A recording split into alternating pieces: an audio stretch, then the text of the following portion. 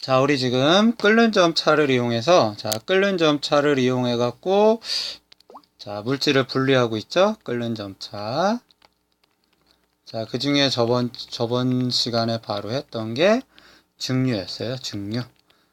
오늘은 증류보다 좀 더 복잡한 분별 증류에 대해서 알아보도록 하겠습니다.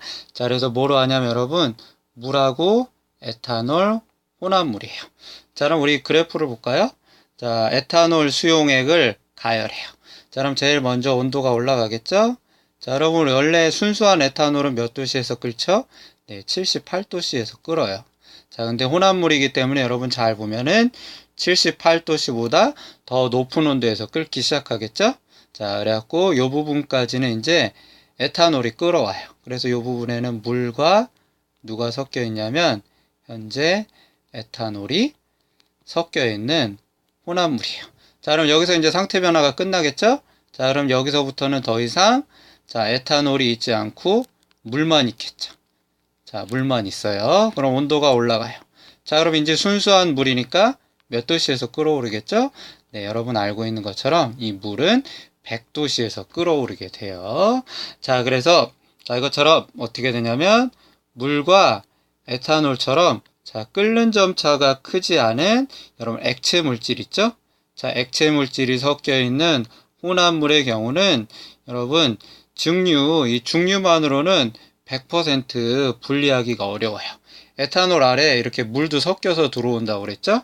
그래서 어떻게 하냐면은 이런 끓는 점이 비슷한 혼합물을 해갖고 이 증류 있죠, 증류. 증류가 한 번이 아니라 여러 번 일어나게 해서 각 성분 물질을 분리하는데 이런 걸 분별 증류라고 그래요. 그러니까 아까 우리 증류는 한 번만 끌어올려서 100% 분리해내지는 못하는데 분별 증류는 증류를 계속해서 반복해 갖고 각각의 성분을 분리하는 여러분 방법이라고 그러면 쉽게 생각하면 됩니다. 그래서 분별 증류의 여러분 장치를 한번 볼까요? 다소 좀 복잡해요. 분별 증류 장치는. 그러면은 요 안에 여러분이 알고 있는 액체 혼합물이 들어가 있겠죠? 우리가 알고 있는 액체 혼합물이 있어요. 물과 에탄올 같은 것들이 섞여 있겠죠?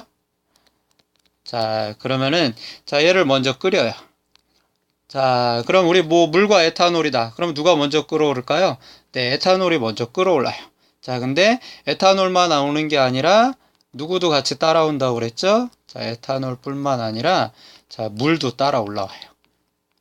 근데 요 안에 여러분 유리관 도막이 있죠. 유리관 도막. 그러니까는 에탄올은 충분히 자기 끓는 점의 온도에 도달을 했기 때문에 이 유리관 도막을 뚫고서 이 위에까지 다 올라올 수가 있어요.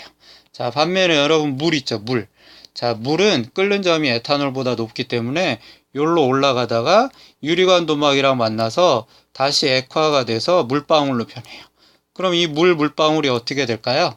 네, 올라가지 못하고 아래로 똑똑 떨어지겠죠? 그래서 여러분 유리관 도막이 하는 역할은 끓는 점이 상대적으로 높은 성분, 이 경우엔 물이겠죠? 얘가 유리관 도막에 닿으면 액화예요. 물방울로 다시 변하겠죠? 그래서 다시 플라스크로 내려가므로 여러 번 증류되는 효과가 있어요. 그럼 여러분 이 위쪽으로 누구만 올라왔겠어요? 네, 물과 에탄올인 경우 에탄올만 올라왔겠죠?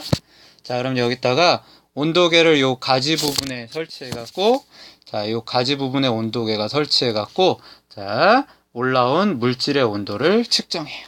그럼 요 안에 이렇게 얇은 관이 하나 있어요. 유리관이 있고 그 주변에 또 두툼한 유리관이 또 이렇게 감싸고 있어요. 이중관이에요, 이중관.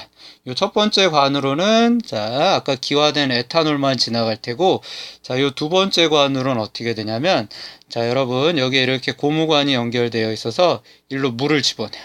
그럼 일로 물로 집어넣으면 요 안에 물이 가득 차겠죠? 그러면서 요쪽 방향으로 물이 나와요. 그럼 이 물이 해주는 역할은 뭘까요? 네, 여러분 알 것처럼 냉각하는 역할을 해줘요. 에탄올이 78도를 얻어갖고, 기체로 변해서 일로 쭉 지나가고 있는데, 차가운 물이 지나가면은, 여기 기체가 다시, 네, 뭐로 변하겠죠? 네, 여러분, 액체로 변해요. 액체로 변하면서, 어떻게 되냐면 요 아래 자 우리가 원하는 에탄올 액체 성분만 여러분이 얻을 수 있겠죠? 그래서 여러분 이 분별 증류 장치는 다소 복잡해요. 이 기능에 대해서는 어느 정도 여러분이 잘 알고 있어야 됩니다. 자, 그럼 또 다른 여러분 분별 증류의 방법들. 우리 책에 나온 아주 대표적인 방법이 있어요. 대표적인 방법이 뭐가 있냐면은 여러분 자 여기 나온 것처럼 석유 있죠, 석유. 자, 석유로 보면 돼요. 여러분 석유. 자, 원유.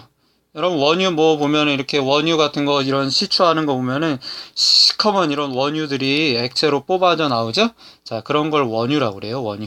그래갖고 우리가 결국 그 안에서 얘네들을 분별해서 얻는 게 LPG, 여러분 휘발유, 등유, 경유, 중유, 찌꺼기 같은 것.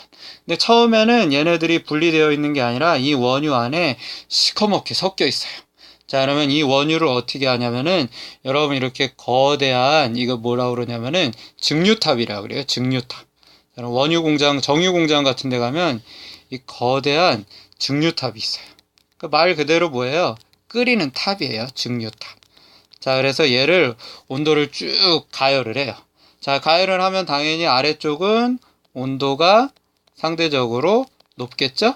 자, 반면에 위쪽으로 갈수록 상대적으로 온도가 낮아요. 자, 그러면 일단 얘를 막 끓여요.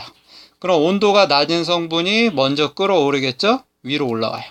자, 근데 얘는 충분히 에너지를 얻었기 때문에 여기도 뚫고 가고 여기도 뚫고 가고 여기도 뚫고 가고 다 뚫고 올라가고 제일 위쪽까지 올라와요. 그래서 여기서 온도가 충분히 낮아져 갖고 자, 영하 42도씨에서 1도씨가 돼서 자, 제일 먼저 얻을 수 있는 게 석유 가스예요. 그러니까 얘가 끓는 점이 가장 낮겠죠? 자, 끓는 점이 가장 낮아요.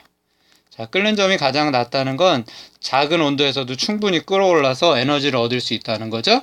그래서 이 높은 곳으로 올라갔고 제일 위에까지 올라와서 LPG, 즉 석유가스를 얻을 수 있어요.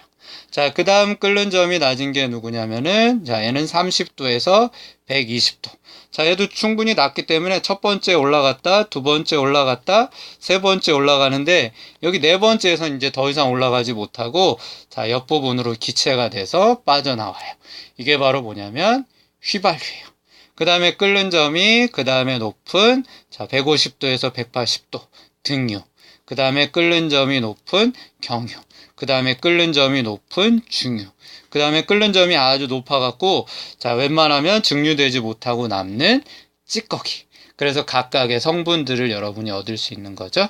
자, 그래서 이게 대표적인 원유를 이용한 분별 증류 방법이란 걸 여러분이 알고 있습니다. 알 수 있습니다.